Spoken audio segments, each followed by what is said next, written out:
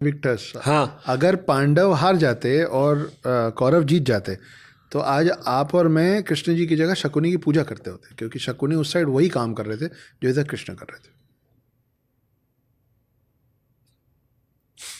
History is written by victors. Shakuni रशिया बना दिए गए। इंटरेस्टिंग, आई मीन सोचिएगा इस पर। बहुत डीप हो गया ये। नहीं, ये बहुत सिंपल है, इसके पीछे एक कहानी है जो अच्छा, मैं। शकुनी कैरेक्टर भी इसलिए लोगों ने ऐसा दिखाते भी हैं फिल्मों में कि एकदम शातिर, चालाक, दूषित, हो सकता है वो दिखता है शकुनी भी लगातार मुस्कुराते रहते थे। हाँ। तो इसके पीछे बड़ी प्यारी सी एक कहानी है जो मैंने पहली बार सदगुरु जी से सुनी थी कि शकुनी जो थे, एक तो गांधार नरेश थे, तो उनको एक बात का तो ये प्रॉब्लम था कि अंधे से मेरी बहन की शादी करा दी, गांधारी की। दूसरा, जब शादी हो गई तो भीष्म पितामह को पता चला कि गांधारी मांगलिक थी, ये बात उनसे छुपाई गई थी। तो उस समय होता था कि अतिथि जब आपके पास आता है तो आप जो होस्ट हैं वो जो खिलाएंगे उसको ग्रहण करना पड़ेगा, अच्छा खिलाएं, बुरा खिलाएं, ज़्यादा खिलाएं, कम खिलाएं। तो भीष्म पितामह ने गुस्से से शकुनी के पूरे कुनबे को बुलाया, पूरे गांधार कुनबे को बुलाया, बोला आप अतिथि बन के आइए। जैसे ही वो आया उनको जेल में भर दिया सबको, गांधार नरेश सहित, जिसमें प्रिंस ऑफ गांधार शकुनी भी थे। और उनको रोज़ एक मुट्ठी चावल देते थे सबके बीच में खाने के लिए। एक मुट्ठी चावल से कैसे खाएंगे इतने लोग? धीरे धीरे वो पेरिश होने लग गए, मरने लग गए। तो सब ने मिलकर डिसाइड किया कि हमारा अगला जो प्रिंस है उसको ज़िंदा रखने के लिए एक मुट्ठी चावल इनको खाने दो, हम लोग तो ऐसे भी मरेंगे, मर जाते हैं। रोज़ शकुनी की नज़र के सामने एक एक करके लोग मरते चले गए। ये महाभारत शुरू होने के पहले की बात है। और शकुनी बैठ के देख रहा था अपने सब रिश्तेदारों को मरते हुए। आखिरी में दो लोग बचे, गांधार नरेश और शकुनी, पिता पुत्र। तब पिता ने बोला कि इधर आओ, मेरे को तुमको एक तोहफा देना है। तो जब वो पास आए, अब ये मरने वाले हैं ना, गांधार नरेश मरने वाले हैं, बूढ़े भी हैं और कुपोषित भी हैं।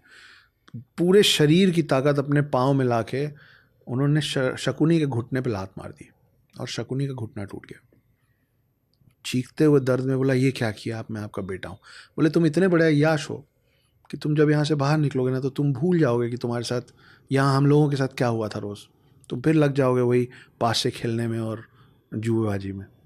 इसलिए मैंने तुम्हारी टांग तोड़ दिया। हर कदम चलते समय ये याद रखना कि पूरे गांधार के सब लोगों का इस कुरुवंश ने क्या किया था, पहली बात। दूसरा, अब मैं तुमको तोहफा दे रहा हूँ कि मेरे मरने के बाद मेरी हड्डियों का पासा बनवाना, जो मांगोगे आएगा। वो वही पासे थे जिसमें पांडव सब कुछ हारे थे।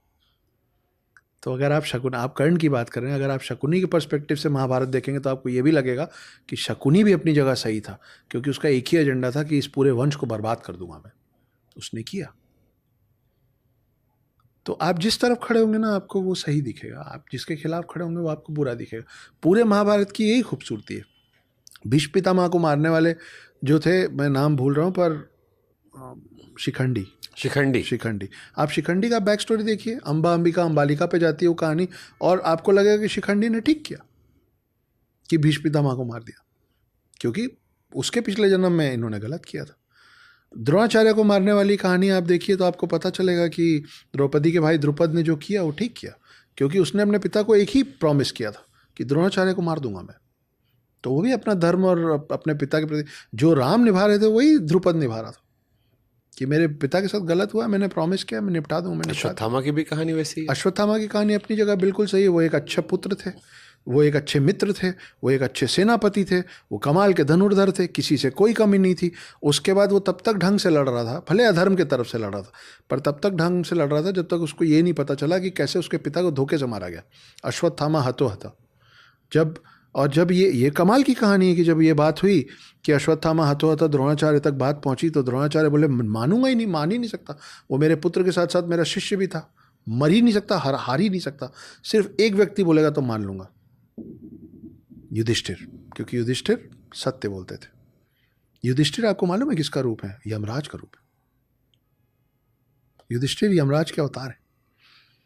तो युधिष्ठिर के पास पहुंचे। अब युधिष्ठिर झूठ नहीं बोलते थे, तब कृष्ण ने वहां भी छल किया। कृष्ण ने बोला कि ये तो इनको तो झूठ बोलने सिखा नहीं सकते अभी, लेकिन एक काम करना कि जब ये बोलेंगे ना, जहां पे मैं इशारा करूंगा सब लोग एक साथ शंखनाद कर देना जीत का।